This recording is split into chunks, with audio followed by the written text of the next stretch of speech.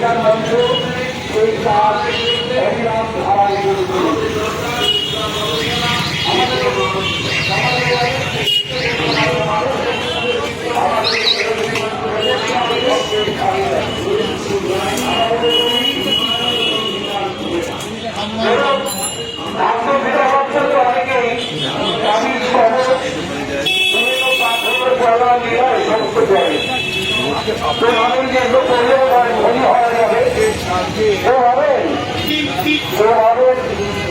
বেকার ছেলেটা চাকরি পাবে, কারণ স্ত্রী অসুস্থ, স্বামী ভাবছেন এই তাবিজ করলে বোধ হয় আমার স্ত্রী সুস্থ হয়ে যাবে।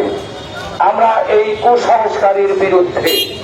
আমাদের মনে প্রশ্ন জাগে, যারা পথের ধারে বসে তাবিজ কবজ বিক্রি করছেন, পাথর বিক্রি করছেন, তারা সেগুলো নিজেরাই ধারণ করে তো পৃথিবীর নৈহাটি হরপ্রসাদ চক্রের সদস্যদের উদ্যোগে আজকে যে পদযাত্রার সূচনা হচ্ছে, তাতে আমরা কিছু কিছু জনসাধারণ কাছে প্লাস্টিক খেলা ও বিশুদ্ধ গঙ্গার জল হবে শুদ্ধ, এবং খুব স্বাভাবিকভাবেই যে সামাজিক বহু কুসংস্কার আছে যেগুলো সমাজের ক্ষতিকর, সেগুলো দূরীকরণের ব্যাপার আজকে সদস্যরা সব এসেছেন।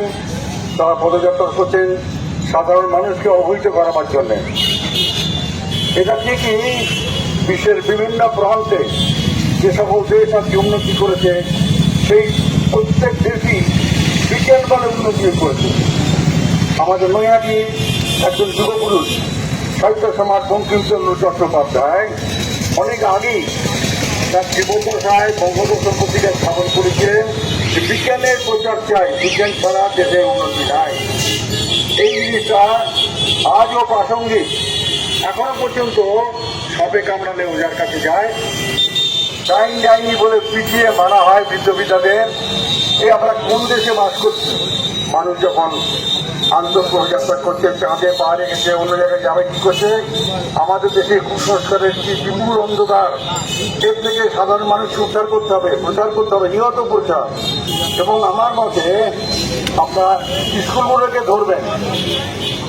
আমার মতে স্কুলের প্রাইমারি লেভেল থেকে, প্রাথমিক স্তর থেকে ছাত্রছাত্রীদের যদি বিজ্ঞান সম্বন্ধে জ্ঞান প্রচার করা হয়, সেটা তারা বাড়িতে গিয়ে এক একটা ছাত্রছাত্রী নিজেদের বাড়িতে গিয়ে বাবা মাকে বোঝাবে।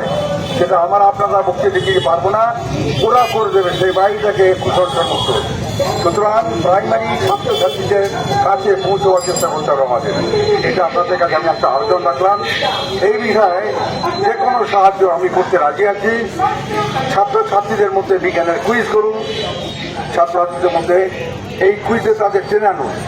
এইভাবে আপনারা করুন। আপনারা যে কাজ করছেন এটা সারা সমাজের, সারা দেশের পক্ষে মঙ্গল। আপনাদের সকলকে সাধুবাদ জানিয়ে, বিজ্ঞান মঞ্চের সকল সদস্যদের সাধুবাদ জানিয়ে, অভিনন্দন জানিয়ে আমার বক্তব্য শেষ করছি। উদ্বোধন করলাম। আজকে এই যাত্রা, পদযাত্রায় আমার সৌভাগ্য, ওরা আমাকে এই বর্ষ এখানে এনেছেন, স্থান দিয়েছেন এবং এই সূচনা করবার মর্যাদা দান করেছেন। আমি আপনাদের সকলকে অভিনন্দন জানাচ্ছি এই কাজের জন্যে। এবং আমি যতটা পারি, যতদিন পারি, আমি আপনাদের যতটা পারি আমি সহায়তা করবো। আপনারা করুন, আলোচনা সভা করুন, বিজ্ঞানের কি প্রয়োজন, কুসংস্কার দূর কি প্রয়োজন সমাজে, এটা যদি কোনো সময় করেন আমি থাকবো, সেখানে রাজি আছি। ঠিক আছে, ধন্যবাদ।